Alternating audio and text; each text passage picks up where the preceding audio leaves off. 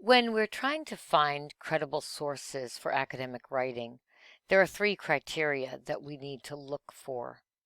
The material needs to be current.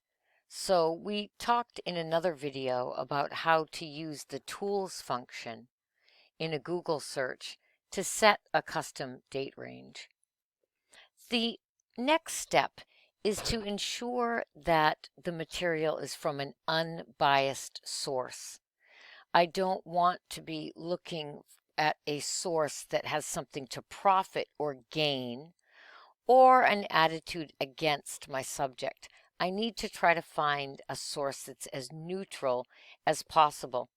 And there's a tool that's available to us to help us make that determination, and it's a media bias checker. So if I click onto our course Moodle shell, you'll see here that there is a button for a bias checker. So you can go ahead and click that button and it will open the bias checker in a new window or a new tab. Now what I'm going to do is I'm going to take a look at the list of my search results, and I'm going to see if any of these jump out at me and if they are credible. Now, here I have, for example, this article called greenbiz.com. I'm going to ignore that because it looks like it's a marketing or sales website, so it's probably not going to be objective enough for me. BU, I know I can look at. NBC News is a recognized media source. And I'll take a look at this one, ourdailyplanet.com. So I'm going to go here to the media bias site, and you'll see over here to the right there's a search box. I'll click down in that, and I'll type the name of the publication that I'd like to check. So Our Daily Planet, I think it was. I need to double check that. Yes, it's called Our Daily Planet. So here I am. I've typed the name here into the search box. I'm just going to close this ad. And then I'm going to hit the Enter key. And that is going to perform the search. So what I can see is here it says search results for Our Daily Planet. And if I scroll down, I can see some information, and it tells me the Daily Star UK is a questionable source, and I don't see this source, Our Daily Planet, mentioned here. So I'm going to have to ignore this source because it doesn't come up as something that's trustworthy. So I'm going to go back and look at my results list again. And here's a website called EcoWatch. So I'll go back here to my media bias check, and I'm going to type in this source, EcoWatch.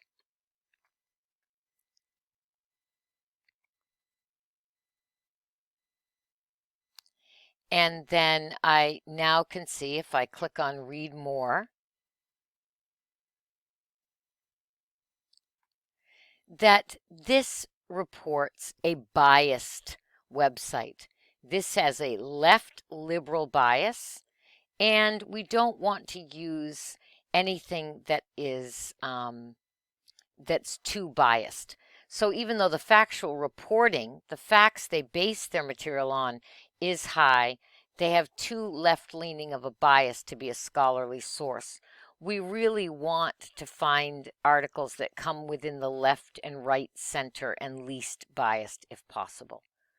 So this is not going to work. I'm going to go back up and get ready to use the search box again, and I'll click here, and I am going to look at WBUR.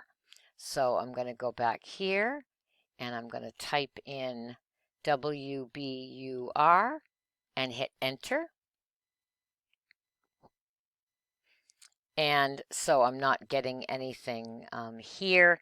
And I do know myself that WBUR is an NPR station. So let me try putting NPR in and seeing what we get.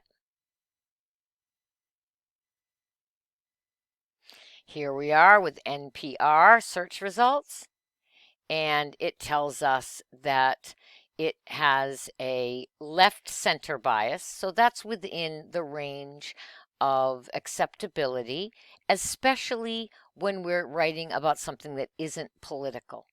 So I'm going to go ahead, and read more to see what the report says here.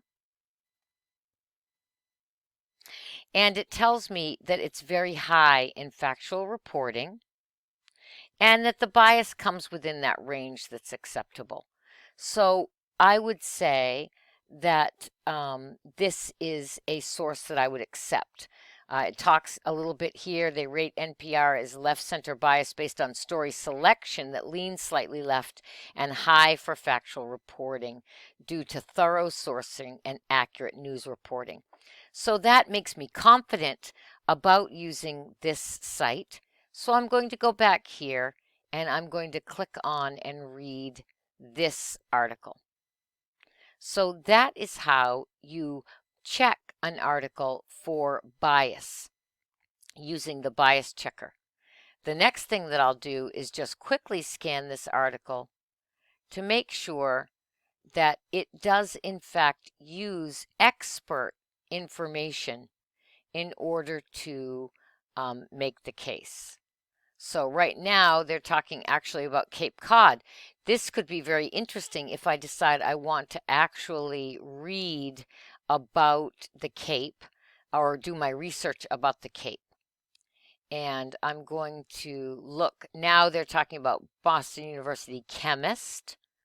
So that makes me feel good because I know that they're using an expert here and another professor.